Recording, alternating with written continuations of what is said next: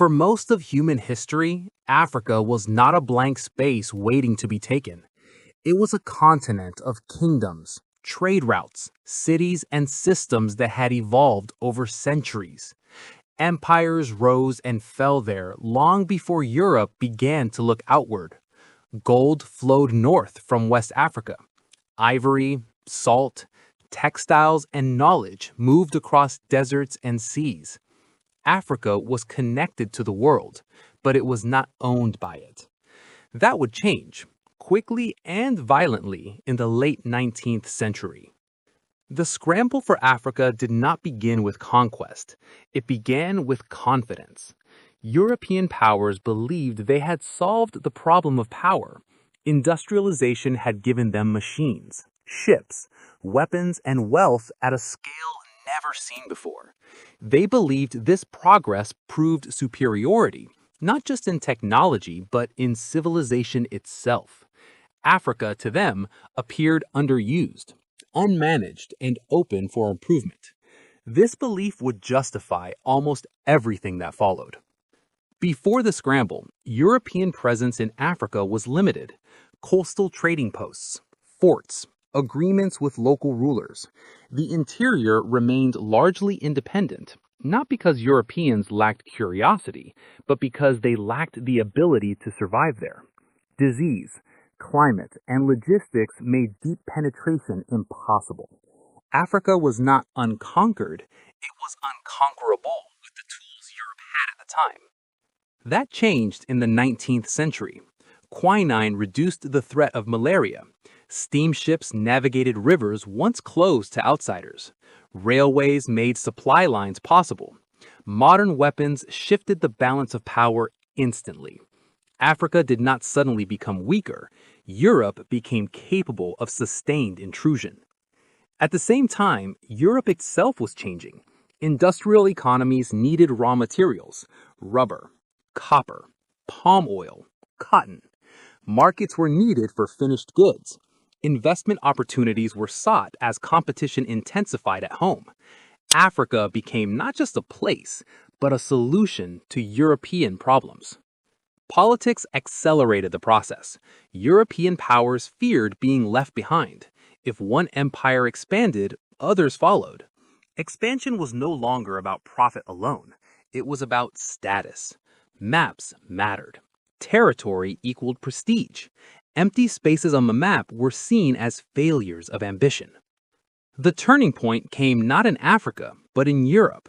In 1884, European powers met in Berlin to divide a continent they barely knew. No Africans were present. Rivers were drawn as borders. Lines were carved across deserts, forests, and communities. The goal was not fairness, it was order among Europeans. Africa was divided to prevent European war, not African stability. The rules of the scramble were simple. Occupation created ownership. Treaties signed with local rulers, often under pressure or misunderstanding, became legal justification. Control did not require governance, it required presence. Flags were planted, claims were made, competition turned into a race. What followed was not uniform conquest, it was chaotic.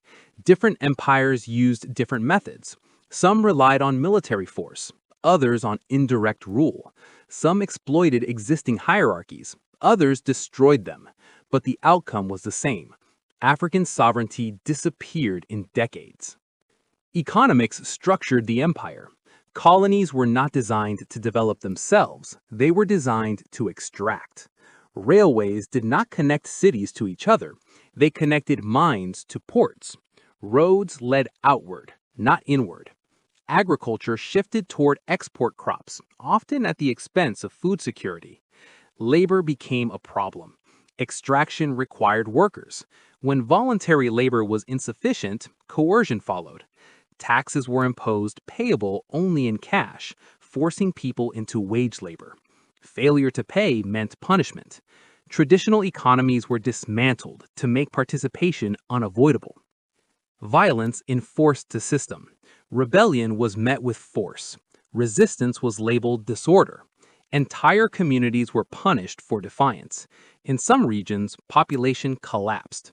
The goal was not extermination, but control. Yet the cost was enormous. European administrators often misunderstood the societies they ruled. Borders cut through ethnic groups and merged rivals into single colonies. Authority structures were reshaped to fit European convenience. Chiefs were created where none existed. Power was centralized where it had been shared. These changes did not vanish with independence. They became permanent fault lines. Colonial rule was thin. A handful of officials governed millions. Control relied on intermediaries. This created incentives for corruption, favoritism, and repression. Authority flowed downward, but accountability did not. Education was limited. Training focused on obedience, not leadership. Local elites were shaped to serve the system, not replace it. Economic development was uneven and fragile. Wealth left the continent faster than it entered. By the early 20th century, nearly all of Africa was under foreign control. The transformation was astonishing in speed. In less than 50 years, a continent was absorbed into global empires. Not because Africans were passive, but because power had become asymmetrical. The scramble ended, but its effects did not. When colonial rule weakened after World War II, independence arrived quickly. Borders remained, economies stayed dependent, political systems inherited contradictions they did not create.